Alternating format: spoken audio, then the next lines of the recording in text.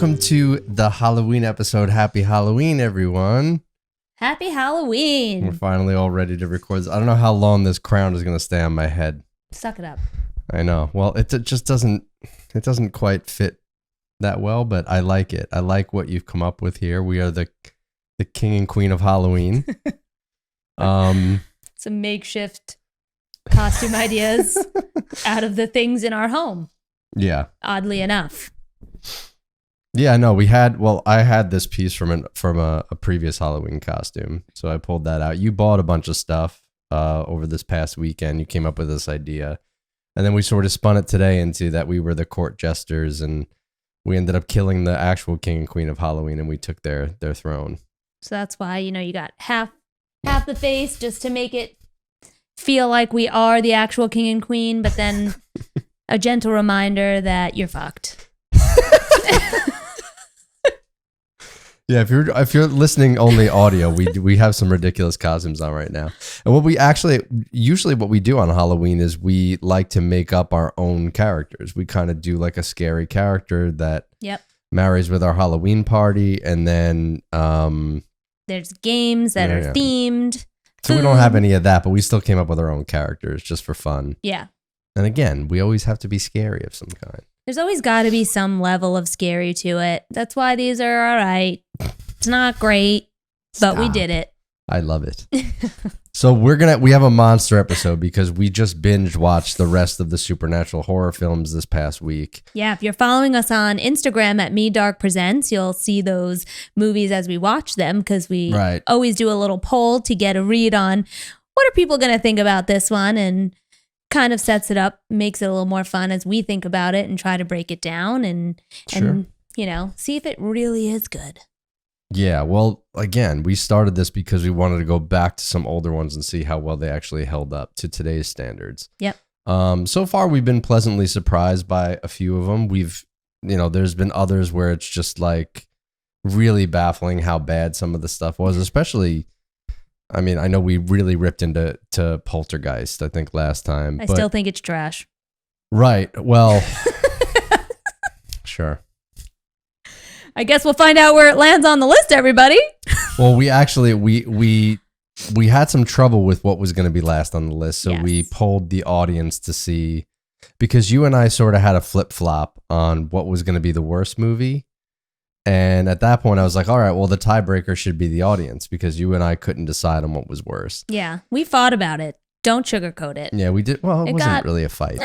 It was. Well, let's dive right into it because we have a lot to get through. Yeah, let's go. And Poltergeist did end up being dead last on this list. It wasn't my last one. It was next to last, but it was your last. And pitting it up against the one I thought should be last, the audience agreed with you. Yeah. So we already spoke about Poltergeist last time, so we're not going to go through it again. Obviously, if you didn't listen to that was on part 2 of this series. So this is going to be part 3. This is going to be the end of the supernatural This is 4, list. babe. No, it's part 3 of the supernatural. It's episode 4. Okay, fair enough. Sorry. Yeah, a little confusing because episode 1, we just went right out of the gate. Here's all the Top slashers. 10. Yeah. So we're going to get out of the supernatural horror list. On to the next. Poltergeist comes in dead last at 10. But at number 9, Amityville Horror. I fucking hated this movie. And scene. I hated the second half of the movie. Right. So this is where the argument against Poltergeist came, right? Because I still believe that the first half was setting up for a better movie than Poltergeist ended up being. So I think Amityville Horror had some redeeming pieces, right? They had James Brolin as a lead. They had Margot Kidder, right, who was super popular at the time. It was tripping me out how much James Brolin looks like Josh Brolin, too. So much, yeah. It kicks off with the initial murder. There's a guy who murders his whole family in this house. So the house itself has like these 2 windows at the top. It's a 3-story house. There's 2 windows that kind of look like eyeballs. It's almost like they're trying to give the house a face. Yep. But that's the real house. Not anymore. Not anymore. The people updated it, but yeah. All right, so that is what the It's house not the real looked like. house in the movie, but the design is the real, like those So half. they did like a replica of the house. Yeah, like the little half window was a real The thing. little half window, yeah. So so this actually happened on Long Island where we live. Close to home. So it's based on a true story, obviously. I've actually driven past that house. Oh yeah, you've been out to Amityville. I think I've been there maybe once. Well, I purposely was there for the Amityville house. Yeah. Oh, it was like a tour they do. Yeah, there's a bar there called the Bulldog Grill, and it was one of the places that I would sing at when I was in that cover band as like as a special guest. And the house isn't really that far from there. Amityville's not really huge, so yeah, I think I've driven past there, but never really. It's on a side street. You have to be going to the house to pass it. Okay. Yeah. So I will go through. So you were saying some of the redeeming qualities. We both did like James Brolin and Margot Kidder. We thought that they were good. Mm-hmm. Margot Kidder actually from Black Christmas, which we loved. Yep. So this was what? This was 1979. This film. So right out of the gate, you get the murder, but then it goes to like this angelic choir song thing. Little kid kind of sounding. Yeah, which is a really cool song. I really like the sound design as a whole in this movie. They sort of keep going back to this song over and over again, just in different formats. So at first it's the angelic choir, then in some moments of more intense, happenings, it becomes, violin and strings, violent trills and things like, like that. Which I thought was cool. I like how they just kept going back to that same kind of note. I actually think that they won best score for that. It's crazy to think that that's basically at the time was considered like a quality film to be winning awards for things. It's like people put it in a category, like they didn't put it in a horror category almost, because think about today, like horror movies we don't give awards for art, but horror movies are never in the Oscars. Right, that's pretty new. It's having a resurgence now. Yeah, but I think it's interesting that one was in there, probably because it was based on a true story or whatever. I mean, to your point though, like if you go back to the 70s, right, horror was not considered a cheesy genre. It was a very serious genre of film. This is like how like gangster films don't have any weight today. Nobody cares about gangsters anymore. Yeah. But back in the day, if you had a gangster film, The Godfather, considered to be one of the best movies of all time. I don't know that you could really release The Godfather today. You wouldn't have the same audience for it. There's just, whatever.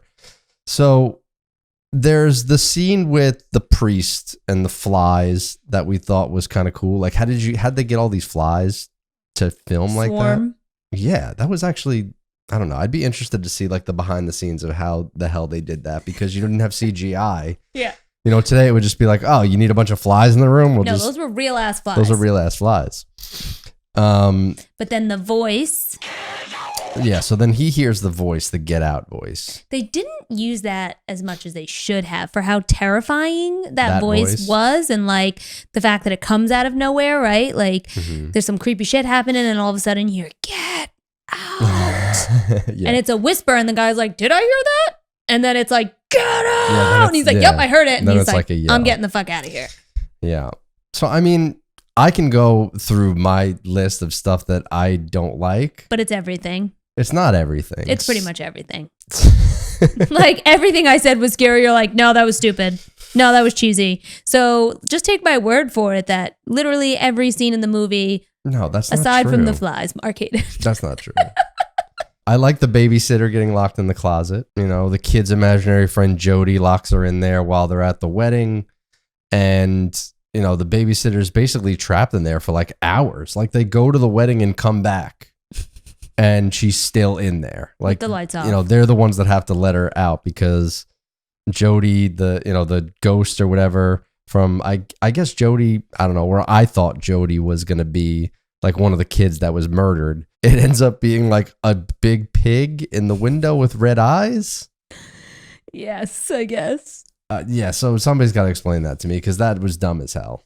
There was definitely all of those weird elements of things that like were scary when you first were introduced to them, but when they tried again to materialize them, it failed. So when you tried to materialize Jody, it fails.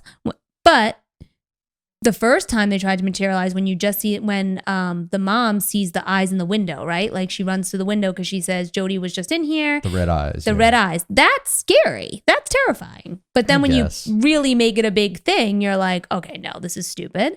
And then it's the same when you get to the point of like, why is the house like this? And it's dumb. I mean, they tried to have it make sense, and they kind of, I don't know, they tie, as with a lot of this stuff with ghosts and possessions and things like that, they tie it very heavily to Christianity. It's like a theme of these movies in the 70s. Yeah. And, you know, it's fine when you do it well, and we'll talk about another movie that does it absolutely perfect on this list. For sure. Amityville Horror doesn't do it well at all. It kind of beats you over the head with the holy people in the film. You know, the priest, when he goes in there, he feels the presence immediately. When Aunt Helena, the nun, goes in there, she feels it immediately. She's got to leave. And I just got to go. She gets violently ill, you know, down the street when she lives. And it's like, okay, do these people have magical powers because they're, you know, they're Christian or they're Catholic or they've devoted their life to they have like magical powers where they can go into this house and sense that there's something wrong. Yeah. Whereas the wife is barely ever affected in the movie, if at all. The only real effect that she has is she has to deal with her daughter talking to one of the ghosts. Her son's fingers getting slammed in the window. Her son's fingers get slammed in the window. And the fact that her husband is turning into a crazy her husband's psycho. just acting weird. And by acting weird, like literally almost 3/4 of the film, he's chopping wood and freezing in the backyard because he's freezing cold from, I don't know, I guess the evil in the house. It never really takes him over. It never really, you know. It takes him over, just never goes over the edge that you're hoping to get. Right, you're waiting for that. I guess, like, again, the fact that they tried to make this like a real film and not just like a straight up scare the shit out of you horror is probably why, right? Like they show you that one glimpse of the mom dreaming about the dad killing the kids, and in that scene when you see it, I was like, oh shit, they really went there, but they don't really go there. It's just a dream. I hate that. He hates it so much. I said it. But, you know, I think that that's also why is like it's the American way of a horror movie to always have a happy ending. And happy endings don't make good horror movies always, you know, like there's got to be a dark side to the ending in every case, whether it's that one person survives and the rest die. That's my problem with this movie. Nobody dies. There's no point to it. It literally, you sit through it, and when it ends, it just ends. They leave the house and they drive away, and there's literally no point. Not to mention, they're the worst dog owners. The worst dog owners of all I've ever time. seen, which obviously we have a soft spot for because we have dogs that are children and we love them. Ever let my dogs stay in the basement as much as this fucking dog is in the basement. This dog lives in the basement. Not only that, but he's scratching his paws until they bleed at this damn wall. And you can't tell me that you don't notice your dog's paws are bleeding. Horrendous. Absolutely horrendous. And you know what? It's not even like a regular basement. This basement has a fucking door. How is this dog constantly getting down into the basement with a door? Like, they must be just letting him down there. Yeah, they have to open it and let him down there. Oh my, you could hear it in my voice how much I hate this. It frustrates the hell out of me. And what he's scratching at is essentially this well of evil. It's like a black sludgy well of evil. And it's the entrance to hell. It's supposed to be like. Okay. I'm pretty sure it's supposed to be like the pit of hell. They don't do the Indian burial ground thing in this, do they? I don't remember. They mention it slightly, and we're like, oh, here we go again. Here we go again. Some sort of sacred ground. Every fucking time. So this house is built on the entrance to hell, the fucking cheesiest thing of all time. And so the dog's scratching at the wall. They open up the wall. They discover this well underneath the staircase of their basement. And this is when the house starts going like really crazy, like the walls start bleeding and things like that because it's exposed. And the priest is like, you know, you got to cover up the well. Yep. You got to cover up the well. And I'm sitting there going, this fucking well was covered the whole entire time. It didn't matter. It was still doing whatever the hell it wanted to do. What is that? Covering the well? It was already covered. So you opened it up. He's like, just cover it again. But what difference will it make? It won't make any difference. The house was bleeding. I guess it made it worse. Maybe I guess, that's it? That's how I interpret it. Because when it was open, that's when the walls start bleeding and shit, right? Like. So he also falls into this fucking well at some point, and the dog has to rescue him. The dog that you left in the basement for. It should have been like, fuck this guy. Week. Yeah. How do you like it, pal? I'm going to leave you in this damn basement. Yeah, so the dog helps him out. He scoops up the dog. They get in the car and they drive away in the rain, and that's the end of the movie. And I said, what the fuck was the point of that? It's like they never returned again. You think? Stupid. I know. But people live there today and all is well. All right. Well, I'm done with this movie. Yeah, that's it. It was bad. Coming in at number 8 was Pet Sematary, which we predicted would be last. And it's not even second to last. Well, that's because 2 other films failed miserably at being scriptwriters. Oh, my goodness. Well, you know, we kind of had fun with Pet Sematary. I think that's the difference here. Pet Sematary was at least like a cohesive story beginning to end. There were parts that like stupid as were hell, annoying. It was we liked the idea. Dumb, and there was some bad acting, but there were some scenes that were terrifying still, right? Like, and there were things about it where like at least the story makes sense beginning to end if you don't try to nitpick it. Right. Amityville Horror, Poltergeist, they're just a fucking mess. Yeah. I mean, I would disagree on Poltergeist. I have some scenes in there that I think are redeeming. You can go back to the other episode to hear about them because no thank you. All right. So we're going to move on and up to number 7 now. Yes. And that is Evil Dead, Sam Raimi's Evil Dead. This is one that was part of our marathon. We haven't talked about this one yet. Oh, I love this movie. How fun is this movie? It is fun. I think like it still is. I think what we said on this one was how fast paced it was, right? That was the first thing we noticed is like they waste no time making this a creep show. None. Yeah, they pull up to the cabin and like that little porch swing thing is hitting the door. There's a lot going on, but the first thing I said to you was, where the hell do you find a cabin like this to rent and know that it's there? I mean, in these times. Well, think about those times. Yeah, like it wasn't like you could go on Airbnb with like hotels.com ratings that other people have left from staying at this place. Oh yeah, there's a book of the dead and it's bound in human flesh and written in human blood. You might get raped by the woods. 1 star or no stars. Would never. It's like would not recommend. Yeah, 1 out of 5 would not recommend was raped by trees. Right. Like, yeah, maybe not go there. I don't know. Well, nonetheless, they do, and one of them is raped by a tree. And any horror buff or fan worth their salt knows this movie, and they know that tree scene. Like that's an iconic horror scene. It is. It is. It's awful. And Sam Raimi does some awesome camera work. Not only in this scene, but throughout the whole movie. Like he does those POV shots that we had seen, obviously, in tons of horror before this. Yes. But he does like this banking of the camera, and and his speeds are really interesting. Like how fast he'll zoom in. Then he'll do stuff where like he'll start the camera behind the actor and he'll go up on like a dolly up over their head and then come back forward for the close-up shot. And I was like, wow, that's really, it's such a creepy camera move for something that's not even scary, but he tries to make everything scary in this movie. He does. He really does. I mean, I think it's a gore fest, right? There's one part that like I couldn't get over every time it happened, and that was the thing that could only be described as blood milk, where they mixed blood and milk.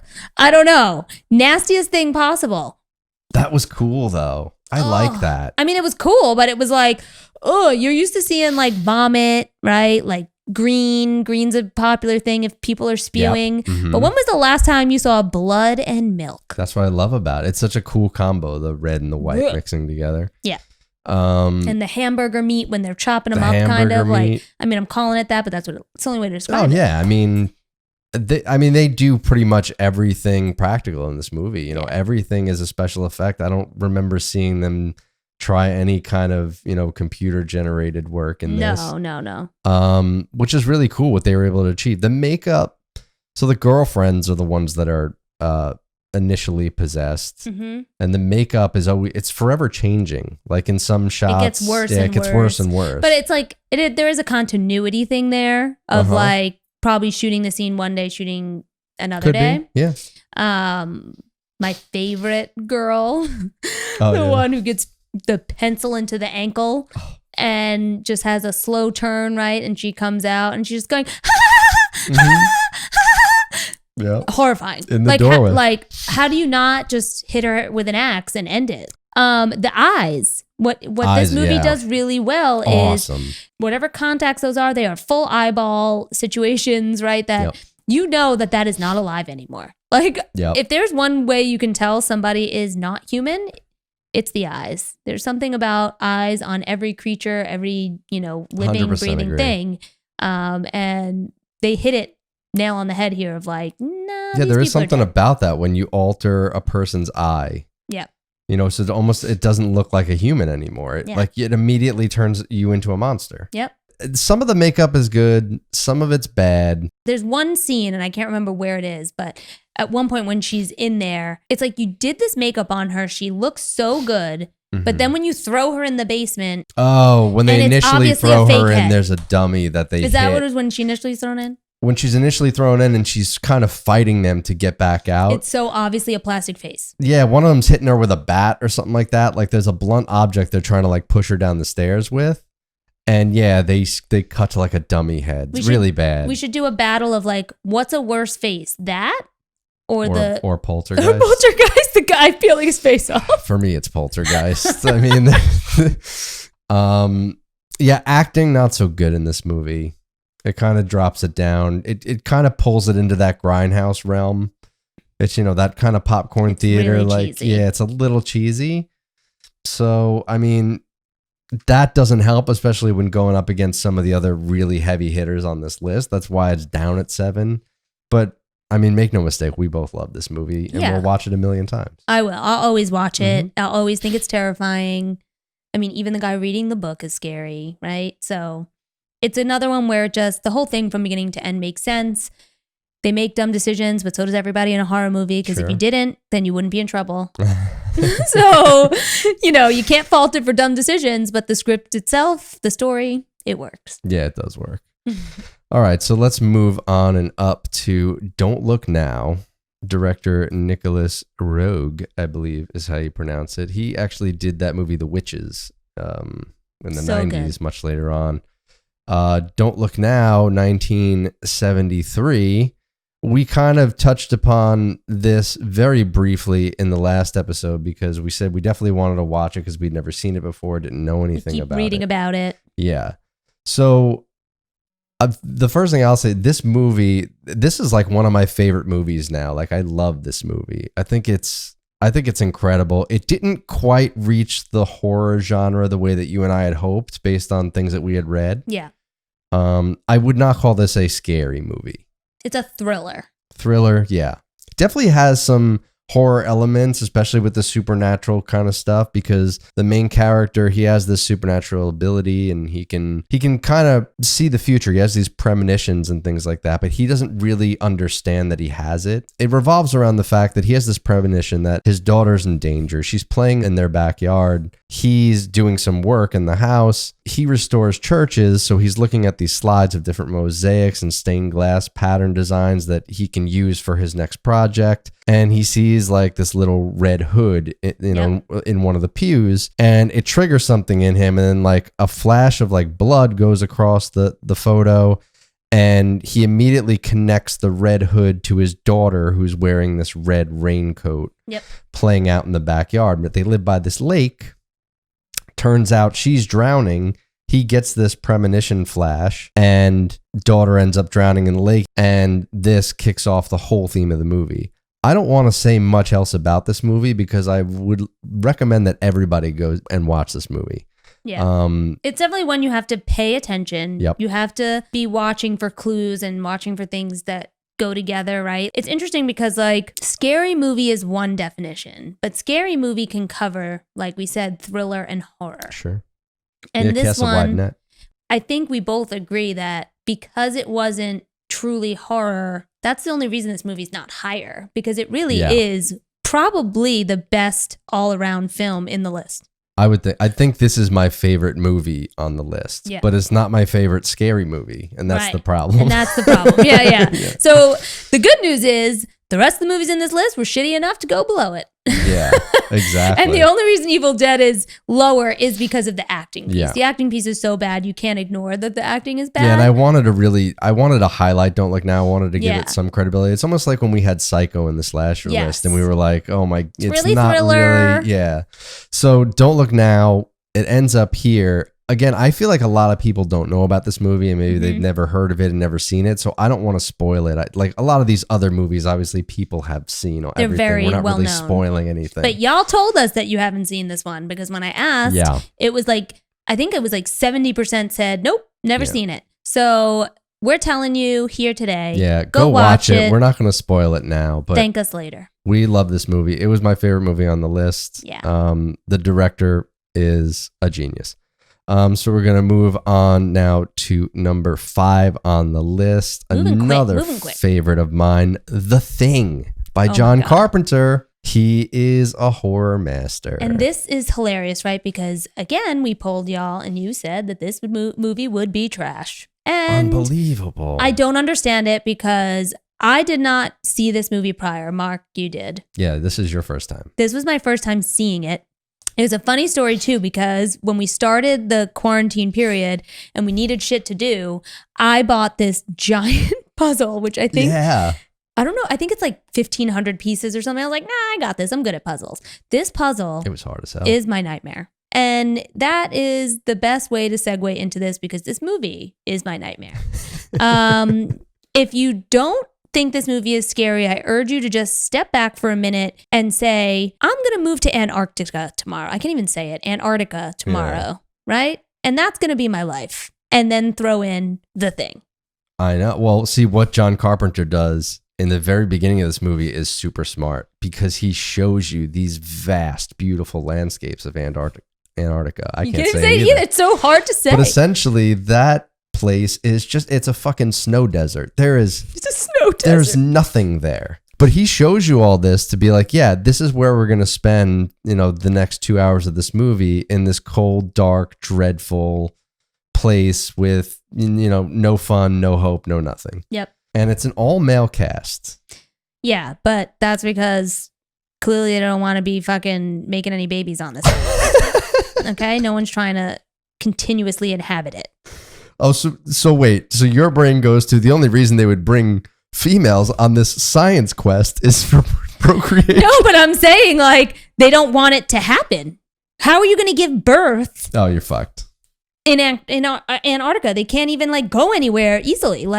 How are you going to get supplies? How long do you think they keep? Because these science teams, they get deployed every 6 months and they cycle in and out. Right, how much medical care can you get? How many, I'm just saying, no one's trying to inhabit that place. They're just there for science, so deuces. It's a scary place, and it turns out that there is some alien monster thing. And the first encounter they have with this thing, it is trying to transform or take over some of the snow dogs. And you end up with it looks like it's scary and threatening, but then upon, closer inspection, you're like, oh, this thing is just kind of struggling to piece itself together. Yeah. So they end up unloading into this thing. They take a blowtorch to it, and then it's holy shit, what the hell is going on? Yep. It has some of the Alien kind of vibe to it a little bit, the way that they set it up. Mm-hmm. Then the thing takes over one of them, Bennings, and you start to piece it together okay, this alien life form, whatever it latches onto, it can transform into. Yep. Given enough time, it will take the form of that thing that it consumes. And that's the key, enough time. Mm-hmm. They don't know exactly how long that is, but when it does happen, you are cloned. Yeah, you're you're dead, basically. Well, you're dead, but now now there's somebody, an alien, basically walking around as you, the imposter. It's sort of like that Spider-Man meme, with the two Spider-Mans pointing at each other. Is it you? No, it's you. Is it my seasonal depression or is it my isolation depression? Yeah. Yeah, so this is what's so cool and scary about this movie, because you explain that concept to anybody and they'd be like, that's horrifying. Yeah. That's a horrifying concept right out of the gate. And the way that they do these effects, the practical effects in this movie, I freaking love them, man. I thought they were great. Yeah. And Poltergeist now has no fucking excuse because this movie came out the same goddamn year. I'm just saying, again, more reasons why it definitely deserves dead last. Oh my goodness. Think about that. Think about You have The Thing coming out. So clearly they weren't really that limited. Like maybe they spent all their money on, casting Coach. I mean, you need good artists for that type of thing. And if you're not going to hire them, you end up with Poltergeist. Terrible. My goodness. What a disappointment. I mean, The Thing does it amazing. My favorite one, again, kind of alien vibes in this one with the chest. Yeah. Well, this guy's chest opens up into a mouth while the doctor's working on him. And it just chomps off the doctor's hands. Oh my God. No, actually his arms, like almost his whole arm, it just chops off. So this guy's chest turns into a mouth, chops off the doctor's arms, pandemonium. Yep. And then his body starts to like stretch apart. You get like this really stretchy head. Ugh. And then it starts to like rip open, like the skin rips open. And the head like flops down off the medical table onto the floor. And you just see like this lashing like tongue leg come out of his mouth. It's crazy. It's wild, man. It's wild. And John Carpenter puts a lot of elements into this monster is the thing. Like he doesn't just try to make a one note monster, right? Mm-hmm. Like it's different every single time, but almost worse every single time. Well, yeah, it starts to get like faster at the transformations and stuff like that. And but keep going, the whoosh, and it turns into it turns into like a spider head. Horrifying. Which is like what you're saying. Like it takes on all these forms like in these crazy different ways. Yeah. So it's cool. You literally have no idea how long you it's get gonna like be. a lot of different monsters, which is kind of cool. I mean, that's a slow nightmare watching all of your friends basically get consumed by an alien. You don't know which one of them is the alien. Mm-hmm. I mean, it's sort of like that. It's sort of like a whodunit kind of story, but it's like, it's who is it? Yeah.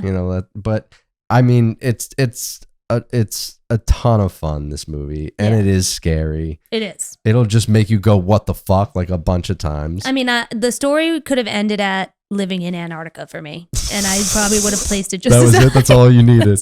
That's all I needed, and then they just really went above and beyond. Yeah, indeed they did.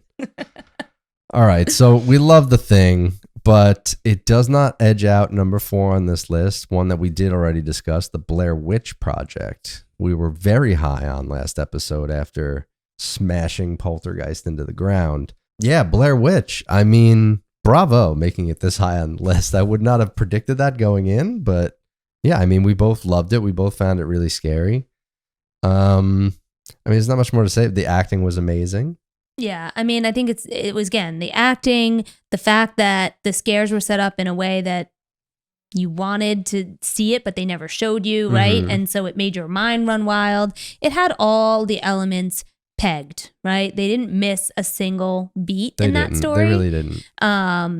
Yeah. So I think it was, and again, it goes back to that whole like, no American dream of somebody survives and it's great.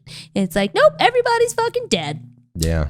True. I mean, it does make the story as a result have more weight to it. Yeah. You know, you leave it being like, oh, yeah, that jacked me up.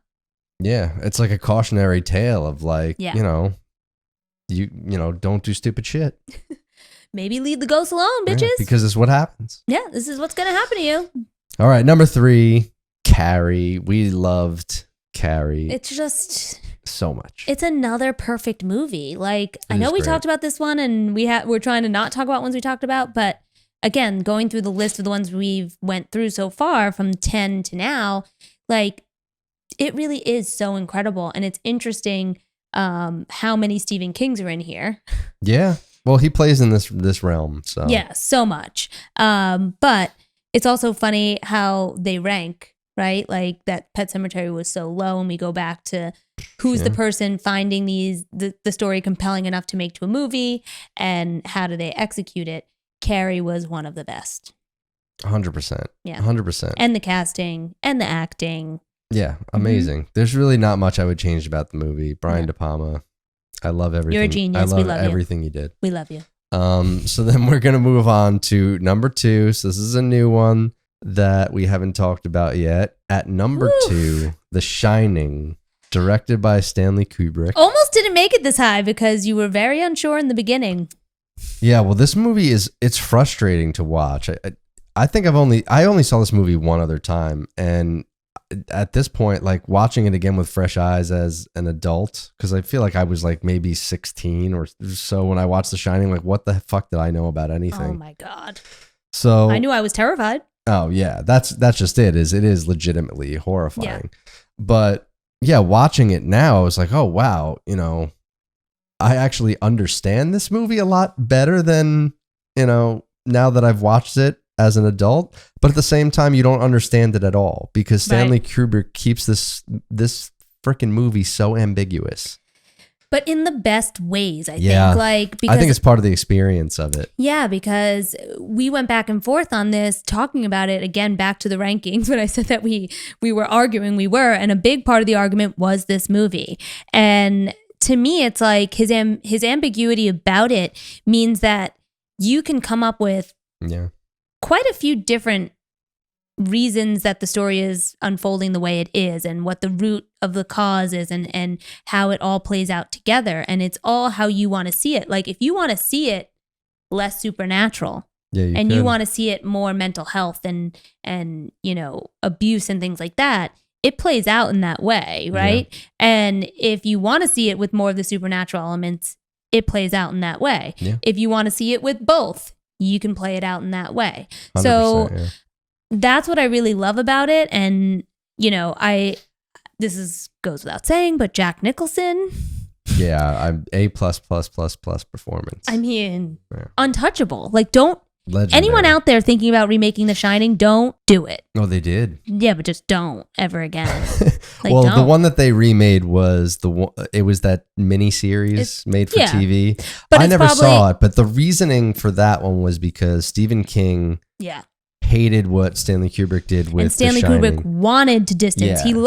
Isn't that funny? Like he reads this book, he loves the story. Yeah. But he's like, I want to remake this, but like I'm changing a lot. I'm gonna change everything. Yeah.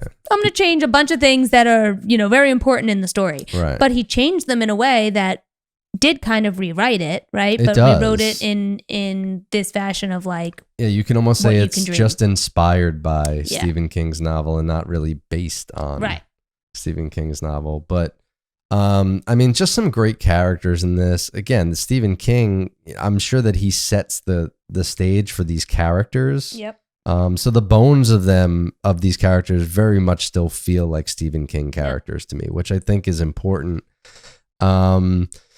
There's a ton of different themes in this movie you can go through. There's different ways in which the director plays off of those themes, like mirrors, like a lot of things are reflected, like the red rum. And there's moments where he'll shoot a whole scene just in the mirror. So you're seeing the reflected image of the actors. You're not seeing it in its true form. Yep.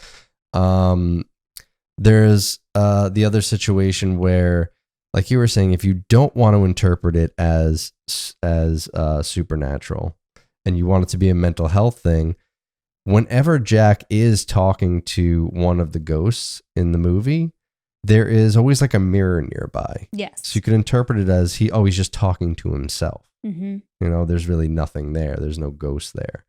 Some of my favorite shots, the tricycle shot, right, with the twins. Do you remember the twins from your first viewing? Right, they're so memorable. I mean, they're iconic. Who doesn't? Yeah, it's already creepy enough to have a completely identical twin, right? Like to the whole thing of like twin telepathy and stuff like that, like that's a thing. I can't imagine somebody walking around looking exactly and sounding exactly like sounding me. Yeah, it's weird. And as kids, it's even weirder because it's your sibling. You spend so much time that you really do mirror each other almost, right? Yeah. So is there anything more terrifying than being in a giant hotel with nobody else that you know of, right? It's you and your parents in a space that normally occupies, what do they say, like thousands of people come to this place a season or something early on.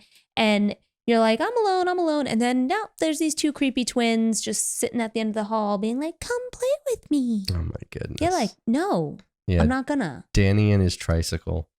The sounds on the carpet to the floor to the carpet and the speeds and like it's brilliant zhuzhing through. Yeah, I love everything about how he shot this. Yes. And I love that, what you're pointing out with the carpet. It's like quiet, the tires, and then they get really aggressive when he hits the wood floor, and then it gets quiet again. This was one of those movies we talked about with sound too, right? Like that it just never kind of stops. Yeah. Like even, and like Jack's motions go with the music, right? The way he moves at some points where he's doing this and the music gets big and then goes down. Yeah, it'll like flutter the strings if he like moves a certain way. He's literally moving with the soundtrack. Yep. And again, that's a part of it that makes it super stressful, right? Like because the music gets so intense at points. A lot of tension, yeah. And one of the other things we noticed about the music was how it can just be one note. Right? Like there's a lot of like slowly hitting a key on the piano and speeding it up and it being super loud. And you're like, oh my God. And it's stressing you the hell out. Yeah, because the visual, if you took away that sound design, it wouldn't really be scary. I think there's like videos on YouTube that do that take it out and put it to like normal things. And Jack just looks like this happy guy. But like with that music, he's a crazy person. Yeah. It's a great point. And it really adds, again, to the experience of watching this movie. Watching this movie is an experience. It really is.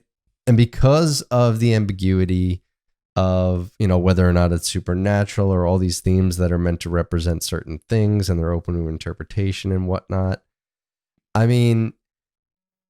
That is the element that makes you want to go back and watch the film again. Yeah. Like this film really invites you to watch it again. It's very rewatchable. There are a million iconic things in this movie. The all work and no play makes Jack a dull boy. The fact that he screams at Wendy to leave him alone and not bother him when he's typing and that he's in the middle of this and he was so productive and now you just ruined it. To come upon a stack of papers this high. Unbelievable. With the same words formatted 100 different ways. I would lose my shit. It's pages and pages and pages and pages of this with typos. Like he's just madly typing it, whether it's right or not. And then like, oh, I'll indent it here. And then, we'll double space here.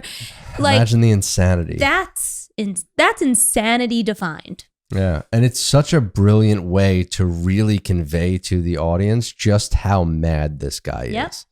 It's such a brilliant, it's so simple. It's, let me come up with this catchy line, right? That's easy to remember. All work and no play makes Jack a dull boy. And he's just going to write this shit over and over and over again. And we'll get pages, hundreds of pages of this. Yeah.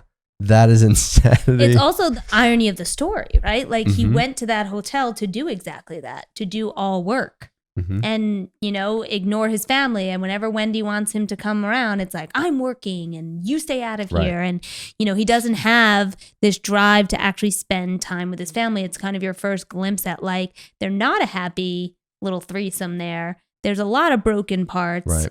And the next time you really, really see that is when she accuses him of hurting Danny and he goes to the bartender. And I just love that scene with him and the way he explains it so maniacally almost, right? Like he never really outputs a clear thought as to what the instance was that he did actually get caught abusing Danny. And it's just, and then I was a little too much. And these things happen. And he's just going through in his head like he's saying something, but the bartender's like. Yeah. No, it's brilliant. It's great. I could watch that scene 100 times. Yeah, the nuance of that performance is just absolutely perfect. I just love him. He says things without really saying them, which is cool. It's really cool. Yeah, I love it. I could talk about Jack Nicholson's acting in this forever. Oh my God. Yeah, so obviously that is super iconic. The little boy, Danny, with his Tony. He's so good, too. With the voice. The voice. Rad Rob. Yeah. Rad Rob. With the finger. Rad Rob. I hate it. Oh, it's incredible. I hate it. But, the whole red rum thing is that is classic iconic horror. I hate it in the best way. Yeah, well, because it's creepy. Who is Tommy? He's the little boy that lives in my mouth. Yeah, lives in my mouth. Jesus. Absurd. So, part of that, one of the interpretations of that is that the abuse that Jack is talking about is that he actually sexually abused his son. Danny. Potentially, right? Like Right. it's never explicitly stated, but if you really think about, people who have gone through abuse, especially young kids, a lot of what happens is those kids have developmental delays and they don't talk as much. Sure. And one of the things that he mentions is that it was 3 years ago. Like, how old is Danny at this point? Like Right. 6, 7. So Yeah. how old was he then? 3, 4, So it's very much a telling piece, because I say this a million times while we're watching it, that I'm like, this kid's like mute. And Mark's like, no, he's not mute. I'm like, no, he's not entirely, but he does 100% not really speak much throughout the film. He really only speaks if he has to speak. And a lot of his speaking is through Tony. Yes. His little, that little voice that he Yeah. does. But I think the whole reason that theme gets brought up is because of the bear symbol at the end. So weird. There's like a guy in a bear suit, like, performing fellatio to a guy in a tuxedo, and people And are it's putting weird. together that, the bear is representing Danny, because you could see Danny associated with bears in other Throughout the moments movie. of the movie. Yep. And then the guy in the tuxedo is supposed to be his dad, because The end scene. with Jack in the tuxedo in the photo. Which is an interesting take on it. It is. And a lot of it starts to then flow together. It goes back to the idea of like, is this a movie that is about mental health and abuse, or is it a movie that's about the supernatural? Because one of the questions is like, why all of a sudden does Wendy see these things? Why does she all of a sudden see the blood flowing into the hallway? Why does she all of a sudden run upstairs and see that image of these people in the hotel? Why at that point in the film is it there? And I think like, there's definitely a part of this that is that Danny has the shining ability, right? Like we talked about how he has telepathy, right? Yeah. That's one part of the shining. It's not the only part of the shining. So that's how he can communicate Through the mind. Through the mind with the chef. Yes. Yeah. So he may not even have known that he had that until he met the chef. The chef, yeah. Best name of all time. This guy's name is like Scatman Crothers. Scatman Crothers, I'm dead. Scatman Crothers, we love you too. Yeah. So, He's great in this. Yeah. So when he has that conversation with the chef about the ice cream, that's where he pretty much learns that he can communicate telepathically. He obviously didn't know before, and he learns from this relationship with the chef that like, hey, some people have this ability. I have it. I learned from my grandmother. Right. It's also telling you that not everyone notices that they have it. Not everyone accepts that they have it.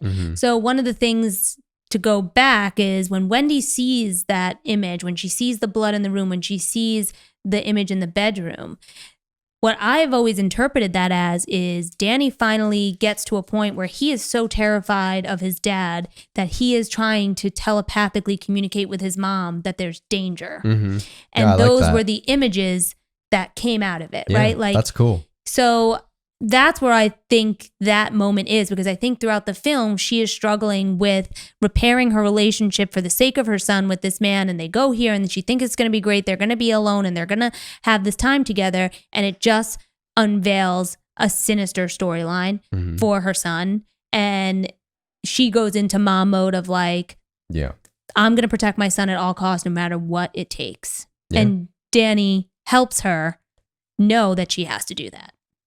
Yeah, I mean, I think that's cool. I love, obviously, there's that awesome scene, like, because, you're talking about her defending her son, going into mom mode. The best mom mode moment is, when she takes her son into the bathroom, she locks the door, she gets the window open and she slides him, down to safety. She herself can't fit through the window, so here comes Jack up the stairs with an axe, and here's Johnny. Still just a great scene to this day. I mean, just it's the amazing. terrifying nature of like, she has nowhere to go and all she has is a knife, and he has an axe, and he is an angry, maniacal man. Yeah. The one flaw. It was weird to me, and I don't know if you would have noticed it if I didn't point it out, but the way that this scene ends is obviously he cuts through the door. He reaches his hand through to unlock the doorknob from the other side. Yeah, she slashes his hand so with a lightly, knife. ever so lightly. Ever so lightly. Like, this is not even a deep cut at all. And this is enough for him to go, oh, shit. And run I away. better get out of here now. She has a knife. Yeah. Probably the weakest moment Like, if that was of the me movie. and you were that fucking crazy and I had a knife, you better believe I'm swinging that knife with every ounce of who I am as a person, and you're losing a hand. All right, well, I have an axe, though. Right, and but I'm like, bigger than you. At least to scare you away, like, I'm going to shock the shit out of you and, like, get as close to the bone in your hand as I possibly can. Not like a paper cut, Yeah. is what I'm saying. Yeah, exactly. It's like... It was a piss poor effort. It was a piss poor effort. But it's enough to get the job done somehow. And, you know, again, if people don't make mistakes in these movies, they wouldn't be movies. So... This is sort of another unsolved mystery in this film, is about how Jack gets out of the pantry when she locks him in the pantry. Yeah. It's supposed to be Grady, the ghost that he talks to, the previous caretaker of the hotel. Apparently Grady, you know, shows up and he's able to miraculously open this pantry for Jack to get out of. So if you don't buy into the supernatural element in this film and you do try to go to the mental health and this abusive guy and he's just going insane, and yeah, you have a hard time with this, right? Because how do you explain how he gets out of the pantry if there aren't ghosts? Maybe you can put it back to, like, did Wendy not lock it fully and it was always open? Yeah, I don't know. You know, like, you can rationalize different things. Yeah, there's a million and one ways to slice this movie, which is, again, so when we did end the movie, I was really frustrated because I'm trying to pick up on all these little things and piece things together. And then in the end, you kind of realize, like, oh, he's not really interested in putting these pieces together for me at all. He's not going to give you a resolution that's clear. So, I mean, I could see why, like, this would turn off some people, because it did kind of turn me off at first. Yeah. But then the more I thought about it and I kept trying to answer those questions, because everything is so vibrant in your mind after you watch this movie. Like, you're still trying to piece it. And after like an hour of that, I started to like really fall in love with it. It's definitely a movie that's like somewhere between your thought process of Psycho, where you can't stand that the detective explains everything from A to B. Oh, yeah. And between not explaining anything at all, right? Like, there's definitely, you need some pieces to be kind of spelled out for you. And that's the ending scene of like Jack in the photo, right? At the end is like the tying together piece that's going to help you as the viewer take everything you just watched from beginning and have an end. And you're going to have to piece it together knowing that the end result is, why is Jack in the photo? Yeah. And so I think that it's just so artfully done. Yeah. I mean, I don't think that this movie is not meant to be supernatural in elements. I don't think that it's not meant to. Yeah. I think it probably touches a little bit of both worlds. Yeah. Like, I don't think it's meant to be just truly a symbolic picture about mental health and abuse. But I do think that it is tied to supernatural elements that, you know, free this young boy of an abusive father. 100%. Incredible. We love it. Yeah, I can't wait to watch it again, and we just watched it. Yeah. That's how you know it's got to be in the top 3. Mm-hmm. So then, number 1, absolute classic, The Exorcist. Can we talk about your uncle, though? Yeah, sure. Can we talk about how he's like, nah, it's garbage, but he's the world's biggest Back to the Future fan? There's a lot of Back to the Future truthers out there. Yeah, okay. But you can't trash The Exorcist and then think that Back to the Future is like the be-all, end-all of film. Yeah, well, because The Exorcist is, I don't know, for me, it was something special. I see when we talked about Amityville Horror earlier and how it, you know, the religious themes, things like this with like the possessions, and it always ties into like the Christianity element. If you are talking about a heaven and hell scenario, it makes sense ultimately that is the storyline. Oh yeah, no, it absolutely does. But what they do awesome in this movie is they don't just jump right into it being like a religious and that's it. Solution. The only explanation is religion. It's not like they automatically jump to she's possessed and it's all about faith and we gotta, you know, do the God thing. It's not that. It is, let's figure out what the hell's wrong with my daughter Reagan because she's being really, really freaking weird. she looks at this scenario and says science first. Yeah, so she takes her daughter to the doctor like anybody would, your pediatrician, right? It starts there. Yep. And we're watching the director's cut of this, which is the only one to watch. Yeah, because apparently there's really a lot of this set up with like the doctors and all the testing she goes through. Yeah.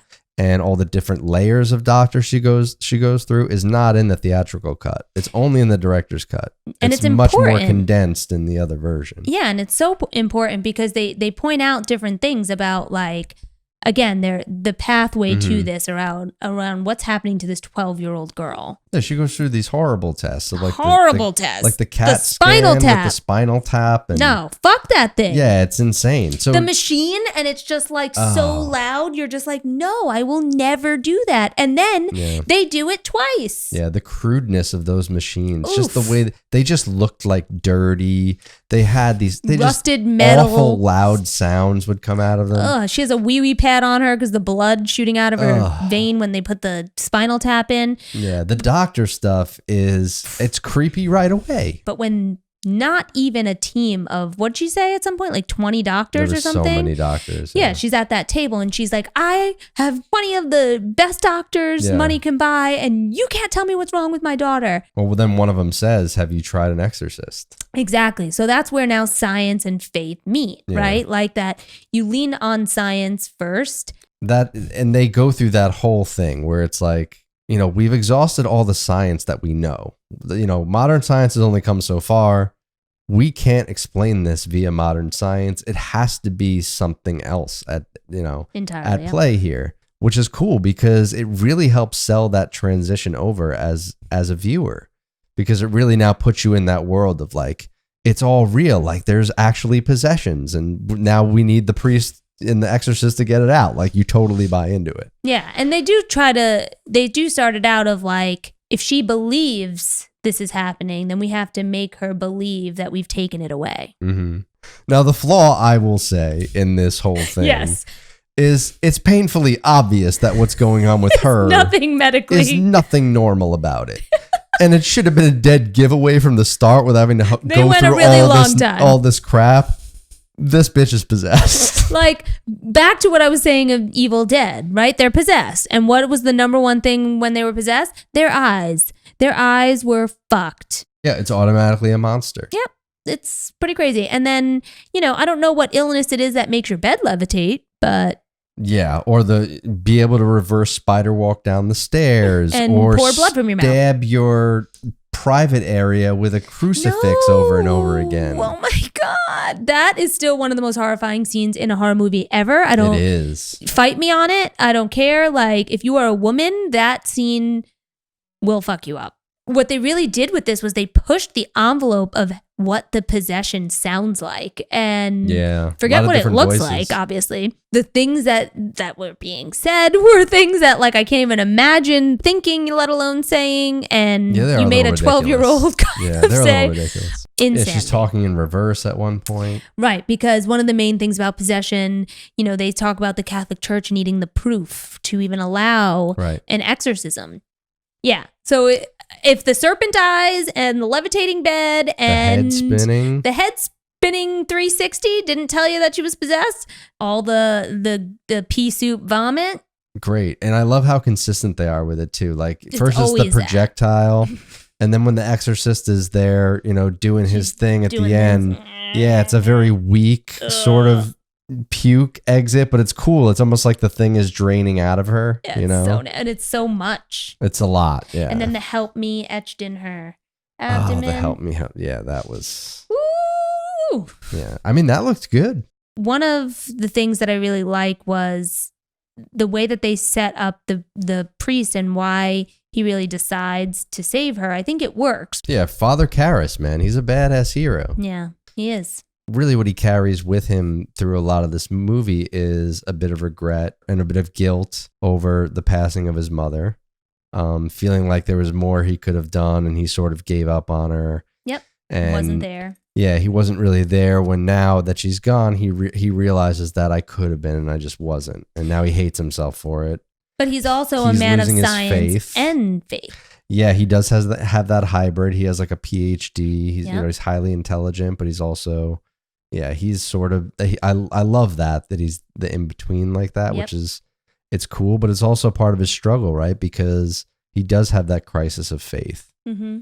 and now his faith is basically being shoved down his throat and shot into his mouth with puke vomit. Like, here I am, bitch. Like, you better believe now. And it's all sort of like crashing down on him, right? Yeah. It's like it's the unbearable weight, the unbearable weight of grief.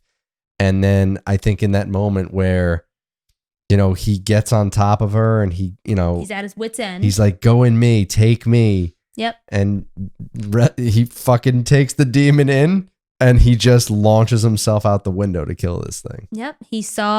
He knew what he was going to do, right? Yeah. In the moment that he realized that the other priest who was performing the exorcism was dead, the most selfless thing possible was what he did. So. No, it's cool. I mean, and it's such a satisfying conclusion. Mm-hmm. I know, like you and I were talking about before, typically we really like when horror movies sort of end on a downer. They don't really have like... You kind of need it. Yeah, but in this instance, I'm happy it ends this way because it was just too brutal otherwise. Oh my God. It's like, how much longer am I going to watch this girl like this? Yeah. Like, it was getting like impossible when we didn't even talk about the levitation. Yeah. The power of Christ compels you. Like, yeah, every scene in this movie that's meant to be terrifying is terrifying. Yeah, there's tons of scenes that are just so, they're just so memorable, you know? Yeah. And Linda Blair, so young, but like... Great acting. What? job. But it's still one of the most terrifying movies of all time. Yeah, for sure. It will stick with me forever. Mhm. And I'm so glad that it held up because I would have been so upset if it didn't and that it was a little too cheesy. But I actually just feel like it's one of those movies that you show your kids and they show their kids and they show their kids and it's always going to be scary. 100%. Yeah, generational film. Mm-hmm. Yeah. This actually came out the same year as Don't Look Now. Could you imagine Don't Look Now and The Exorcist come out the same year? I mean, obviously, Oh, wow. The Exorcist gets way more notoriety and fame, but I feel like just two amazing masterpieces. All right, well, that'll do it for the Supernatural list. Remember to like, subscribe, and if you can, write a review. If you like what we're talking about, if you don't like it, whatever you got to say, hopefully you like it, though. Yeah. Don't do us dirty. No, that's fine. Art is subjective. We don't give awards for art. Art is personal. Okay. We can't please everybody. We can't and we won't. And that's how it is. All right. Well, that will do it for our Halloween episode. That was fun.